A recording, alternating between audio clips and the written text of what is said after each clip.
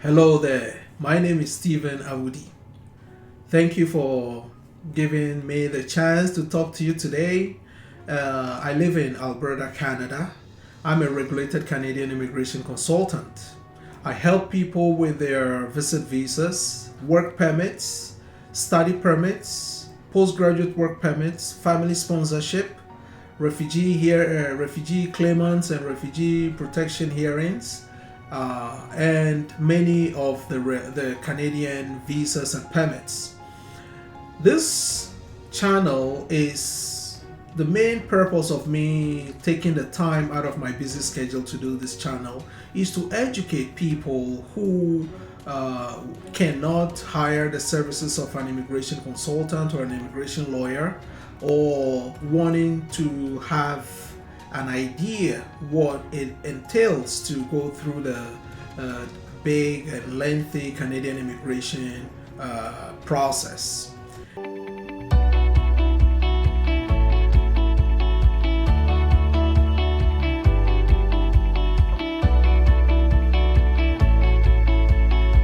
As you are here, I have a couple of videos that are here. The channel is still growing. If this is your first time, I would appreciate if you could subscribe, if you could leave in a comment button, if you could leave in the comment section, and let me know what are some of the questions that are on your mind. What you think Dask Immigration could do to help you. What me and my team can do in order to speed up your process of moving to Canada. Is Canada the place of consideration to you? All those things, feel free, leave it in the comment section below, and we'll be very much happy to help you. China is one of the countries that I've lived in, and I've got an opportunity to travel for visits to the Philippines, to Korea, South Korea, to Japan. In the process, I've applied for visas to New Zealand, to Holland, to the US, and a couple of other places. During this process, I've been able to learn a lot during those journeys. Part of my journey too is that I've gotten visas refused in the past. Before I started my travel journey, I applied to go to the UK, where I was refused. That refusal, the first refusal, was heartbreaking. But then I did not give up. So what did I do? I tried to apply for the UK visa again. My second time was study in the UK.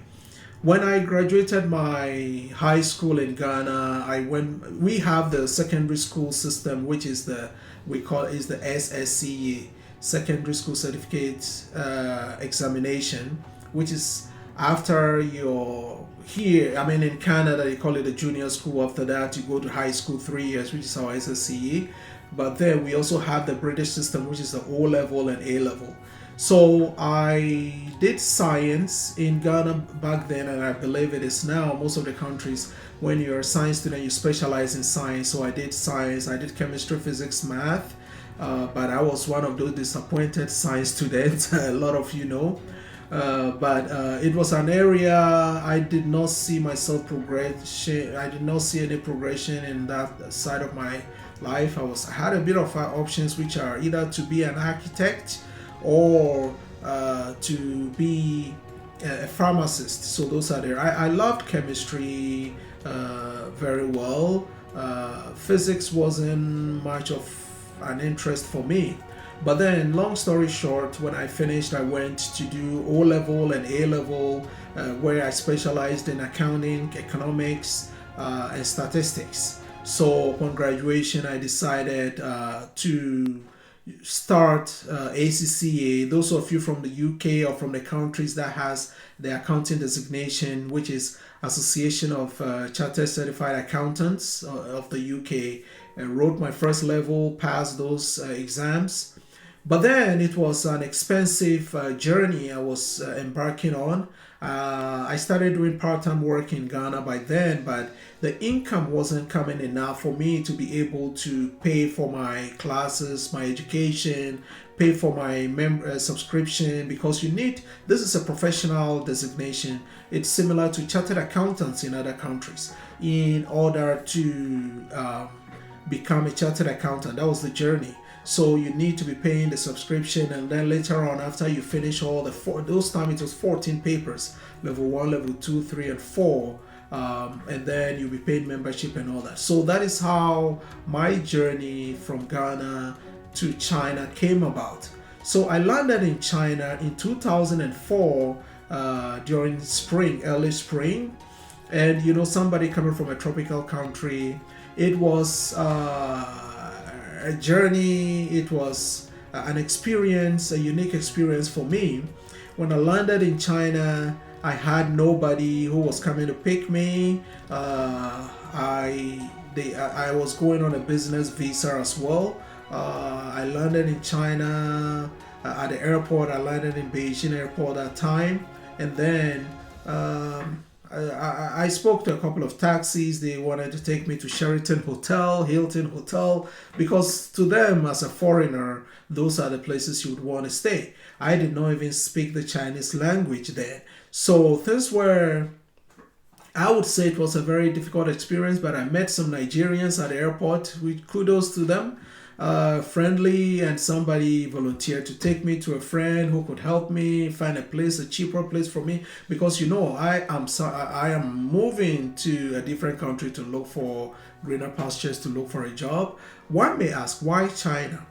Yes, as I said earlier on, my UK visas were refused. China granted me that opportunity by then through somebody who helped me obtain this visa. The name is Rascheke. That is the name we used to call him, Joseph Obena Santi.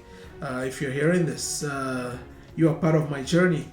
So I go to China, and back then, 2004, and I believe even till now, most of the jobs there was teaching.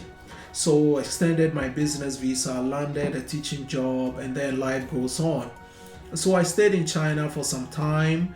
During that time, I had an experience whereby when I got my first work permit, or they call it residence permit in China, I moved to Chengdu, whereby there was an incident. They said our visa wasn't, the purpose wasn't fully indicated, so they had to cancel our residence permit and send us back home. So I was sent back to Ghana, which was very frustrating after spending 2 years, I believe 2.5 years in China, and I would have to go and start all over again. So I went to Ghana, and one thing is, when you travel abroad or you travel from your previous situation and you've not seen much improvement, what happens is that you have that feeling that I didn't come on my own terms, and I've not prepared my bag for very well to stay. So what I did was I tried to apply for the Chinese visa for the second time myself, which I wasn't granted because I did not have a very strong purpose of going back.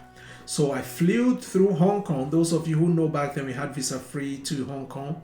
Flew to Hong Kong and then went to a place and obtained a Chinese tourist visa, and then entered China again legally, not illegal, legally. So went through Shenzhen, had some friends help me out, got a job, went to the former employer, got a job. So that is how my journey began. So I landed in Sichuan province back again, and then finally moved to Jiangsu province, move around quite a bit, and then to Zhejiang province, Wenzhou, which I stayed for a long period of time. During that time, it got to a point I knew the Chinese rules in terms of immigration, in terms of having a family. When you are going through the aspects of your life, you have to plan what is the next step. At that time, I met my wife. We were dating by then, and we decided that we are not going to stay in China for that long, because as no matter how long you stay, you will not be able to get a Chinese citizenship that easily. So we decided to move. But during that time, we had the opportunity to travel along. But before that, before meeting my wife, I got a Japanese visa in China through the advice of a friend, and then I went to Japan. When I landed in Tokyo, Japan, they said, what is the purpose of my visit? And they do not believe I'll return back to where I was going. And all that airport interviews, they interview me on a lot of things. And they had to send me back from Japan back to China. So looking at it, sending me back from China to Ghana 2006 and canceled my residence permit out of nothing. And then Japan also said they do not believe I'll go back because I do not have a very strong purpose of coming and all that. They sent me back to China. But during all this process, I made sure that everything was legit, everything I was doing was right, was legal. So it's just a normal immigration rules that caught up with me. But when I came back to even to China the second time, I was able to get my residence permit. I was able to get things. But if I were to do anything bad, I wouldn't have been able to, my second time, to get a residence permit in a different province and all that. So that was my journey. So when I met my wife, we're dating, we got married back then. I said Japan did not allow me. I would want to go to Japan for our honeymoon because that was something I would want to do to see the place. You know, when life puts you down, you have to be fully, if you are determined, if you have some goal that you live up to, that motivates you to stand and keep trying again. And that is what I learned from a lot of people, from my role models, from people that I look up to. So it didn't break my heart. And then we were allowed to visit Japan. We spent, I think, 10 or 11 days in Japan. So you could see that even though I wasn't even allowed, you may call it, I was a departure order or deportation. Now that I know the immigration rules and regulations, I understand the laws very well. That is not a deportation. That will be an exclusion order. There are in Canadian terms there are 3 types of removal orders. So they made it clear to me that it wasn't a deportation order. So, but I was allowed in Japan again. I visited Korea, South Korea, just for holidays during that time.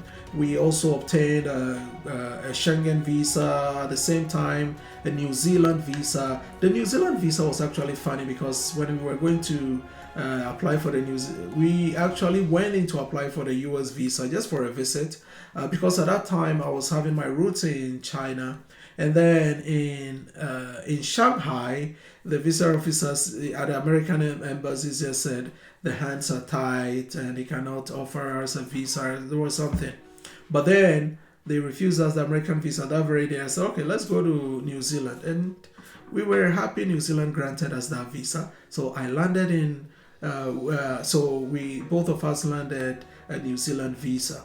But when I moved to Canada in 2014, we tried to obtain the US visa again. And you know, one thing about me is if I don't succeed in the first attempt, I try again to see maybe why I didn't do well. And then because we were in Canada with a permanent residence, it was an obvious decision that if we go, we are not going to stay in the US. And by then I was working in an accounting position. My progression through the chartered accountancy program, I was able to go on and obtain my degree. Aside that, I also obtained my bachelor's degree in accounting and finance from University of Derby as well. So, and I landed an accounting position in Canada. So you see, all the steps that I was taking, we set goals and then we made goals, and then through the support of my wife as well, we were able to achieve success in all the things we were planning throughout this while. So we went to New York, visited my wife's family over there, and then we came back to Canada. So I was working in a settlement organization that is federally funded by the government of Canada. And then I went back to school to study immigration laws and all that, and became a regulated Canadian immigration consultant. The reason why I chose to study this is I worked as a settlement worker for some years before I moved in the same organization to obtain the accountancy, the accounting position, which is a finance position. I became the finance manager. I was doing proposals for the organization. I was doing the day-to-day payroll, negotiations for budgets and all that. Just regular accounting stuff that I was doing. But I love the immigration aspect, and through the experience of the visas that I've obtained and all that, it was an area I wanted to go into, which I've enjoyed every bit of it. I've enjoyed refugee law is one of the biggest, and I've enjoyed that part because we studied a lot of government assisted refugees from around the world. I was part of the team during the Syrian influx during that process. So till today, helping people move, migrate. Nature migration is something that we cannot do away with, but you have to make sure that you plan properly, do it very well. Along the journey, make sure that you do not do anything bad, no criminality that will prevent you from progressing into the next step if the time comes. So that is my advice for you. Thanks again for landing on this channel. My name is Stephen Awudi. As always, if you want to move to Canada, my company is Dask Immigration Services. You can Google us. You can find us on www.daskimmigration.com. Yes, 3 W's at daskimmigration.com. So that is DASK immigration, IMMIGRATION.com. So daskimmigration.com. You can also send me an email at info at daskimmigration.com.